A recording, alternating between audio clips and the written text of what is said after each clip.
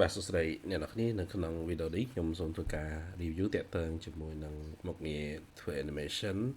នៅលើ Google Map ឬក៏ Google Earth ដែលអាច review ទីតាំងឧទាហរណ៍នេះ start ពីណារត់អញ្ចឹងវាអាចរត់នៅលើផ្លូវនេះបានដែរអូខេអញ្ចឹងនៅក្នុងករណីហ្នឹងខ្ញុំនឹងធ្វើតេស្តបង្ហាញអ្នកនរគ្នាមួយថាយើងធ្វើបែបម៉េចអ្នកនរគ្នាចូលមកកាន់កទំព័រមួយនេះកទំព័រនេះនឹង search កទំព័រនេះមកគឺឈ្មោះនេះ search ទៅលើ Google វានឹងចេញកទំព័រហ្នឹងតមកទៀតខ្ញុំនឹងប្រើប្រាស់នៅ Google Map ដើម្បីកំណត់ទីតាំងយើងចង់បានណាអញ្ចឹងអ្នកអាចប្រើប្រាស់ Google Map មកហើយយើងឧទាហរណ៍យើងចង់ធ្វើដំណើរពីកន្លែងណាមកកន្លែងណាអញ្ចឹងឧទាហរណ៍នេះខ្ញុំចង់ធ្វើដំណើរពីឥឡូវខ្ញុំចង់ទីតាំងរបស់ខ្ញុំនៅនេះចាឧទាហរណ៍ពីគៀនស្វាយមកអញ្ចឹងទីតាំងកន្លែងខ្ញុំចុច point កន្លែងនេះមួយមកចុចកន្លែងនោះមួយយើងមកស្ដាំយើងយក copy coordinate នេះទីតាំងនេះគឺជាទីតាំង start ចាប់ផ្ដើមរបស់យើងខ្ញុំពី copy coordinate អ្នកនរមកចូលកន្លែង search នៅនេះតោះនេះយើង control V មកយើង enter នៅពេលដែលយើង enter វាមាន2ដែលយើងត្រូវកំណត់ទី1គឺទីតាំង start ចំណែកទី2គឺទីតាំង end ទីតាំងបញ្ចប់អញ្ចឹងទីតាំង start ខ្ញុំយកលក្ខខណ្ឌនេះខ្ញុំចុចលើ start ទៅគឺវាស្គាល់កន្លែងនេះគឺជាទីតាំង start ទីតាំងចាប់ផ្ដើម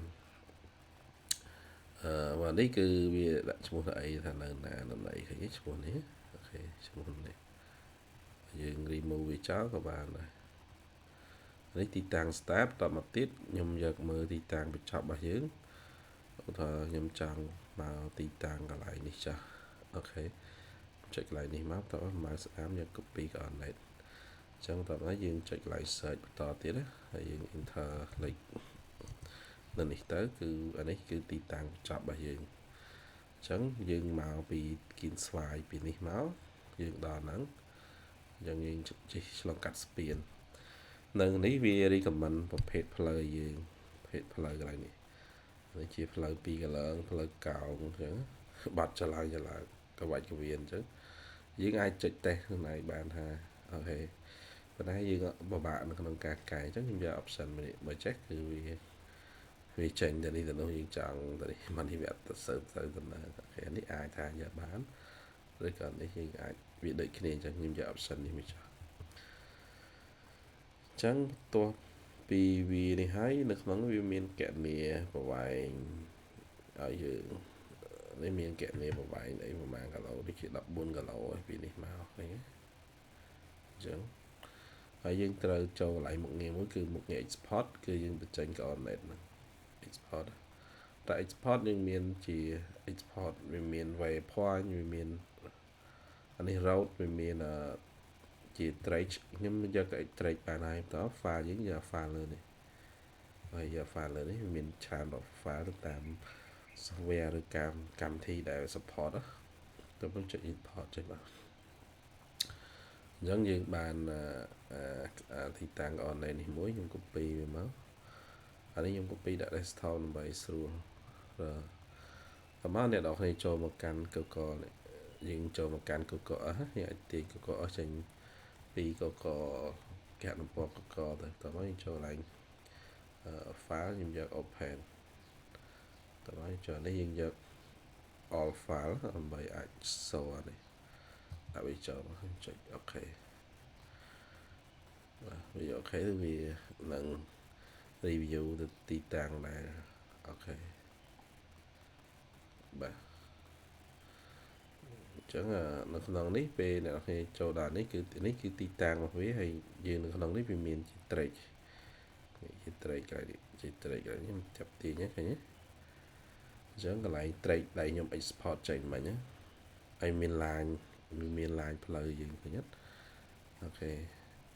អញ្ចឹង line ផ្លូវយើងបើកតាមផ្លូវជាតិនេះមក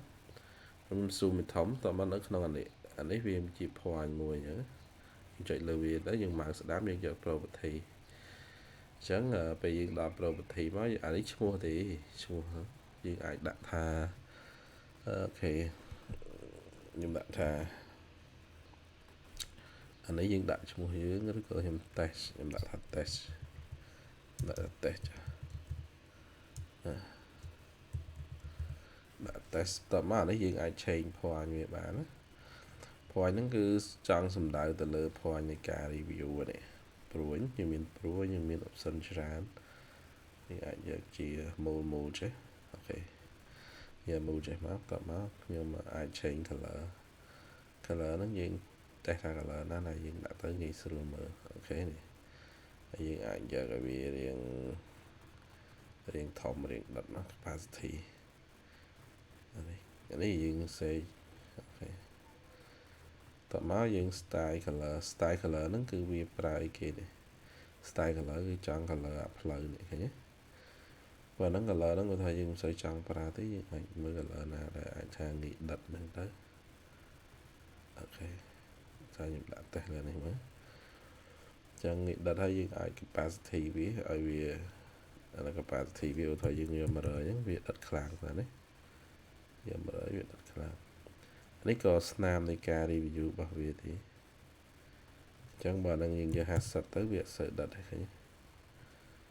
100ដិតខ្លាំងតទៅទៀត view វា attribute វា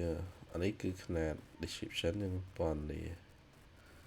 label ហ្នឹងស្អីគេខ្ញុំអត់scale color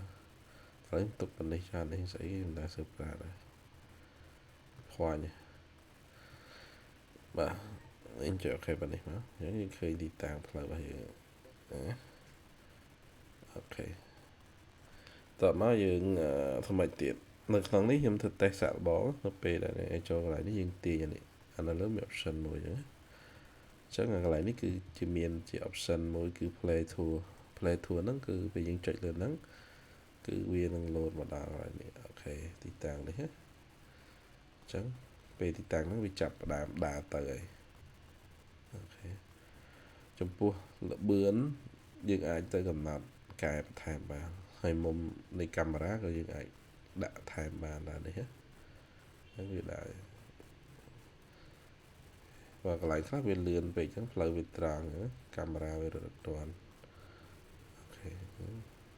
ទៅអញ្ចឹងនៅក្នុងនេះបើខ្ញុំចុច stop pass វាអ្នកនរគ្នាអាចចូលមកកាន់មុខងារ tool នេះដើម្បីសេរី option នៅលើមុខងារ tool អញ្ចឹងនៅក្នុងនេះគឺជាទីតាំងដែលយើងអាចសេរីបានយើងអាចសេរី between អានេះយើងអាចសេរីនេះពីមុំកាមេរ៉ាបើថាមុំ60យើងសេរីចេញមុំ30អីចឹងមក45អីចឹងមកអានេះកាមេរ៉ារាំង might slow speed លឿនឆាប់អីអាចគុណថែមតែខ្លួនឯងមកអូខេតើមកយើងសើសាថ្មីមកក្នុង Google Map ហ្នឹងយើងមើលឃើញដូចនៅក្នុងនេះផែនទីមកគាត់ថានេះលទ្ធផលផ្ដល់ភាពរូបភាពដោយ Google ហ្នឹងវាក្នុងកម្រិតមួយទេអាចទទួលយកបានវាមិនមែនដូច 3D មែនតើតែយើងមើលទៅគួរសមដែរអូខេខ្ញុំឧទាហរណ៍ប៉ុណ្ណឹងបន្តមកទៀតចំពោះយើងវីដេអូយើងធ្វើម៉េចវីដេអូនៅពេលដែលវាដើរនេះយើងចុច save វាទៅវានឹងតម្លាក់វីដេអូឲ្យយើងអូខេហើយយើងអាចធ្វើការ render បានអញ្ចឹងថាបើយើងចាំវាដើរចប់ក៏បានឬក៏ប៉ុណ្ណឹង save ទៅខ្ញុំដាក់វាអូខេខ្ញុំដាក់វាចេះឈ្មោះវាអញ្ចឹងតោះមកយើងបើយើងចង់បញ្ចេញវីដេអូតើយើងខ្វែងនេះចោលចុចលើវីដេអូនេះចុចលើ tool នេះមកតើវិញចុចលើ movie ចឹងយើងខ្វែងអាកន្លែងមិញចោលតើមកចុចនៅលើវីដេអូនេះចុចនៅលើ tool ហើយយើងយក movie វីដេអូនេះគឺយើងចង់លឿនឬឆាប់យើងតេស្តវាមកខ្ញុំចង់កម្រិតជា ultra ឬក៏យើង1080ឲ្យបានហ្នឹងគឺថាកុំឲ្យខាត់ពេលនិយាយច្រើនហើយយើង browser ខ្ញុំដាក់ desktop អូខេតោះមកខ្ញុំចុច create វាមកអញ្ចឹងវា convert ទៅជាវីដេអូហើយកាន់ជាការ review ខ្លីសម្រាប់មេរៀនហ្នឹងហើយគ្នាអាចធ្វើការស្វែងយល់បន្ថែម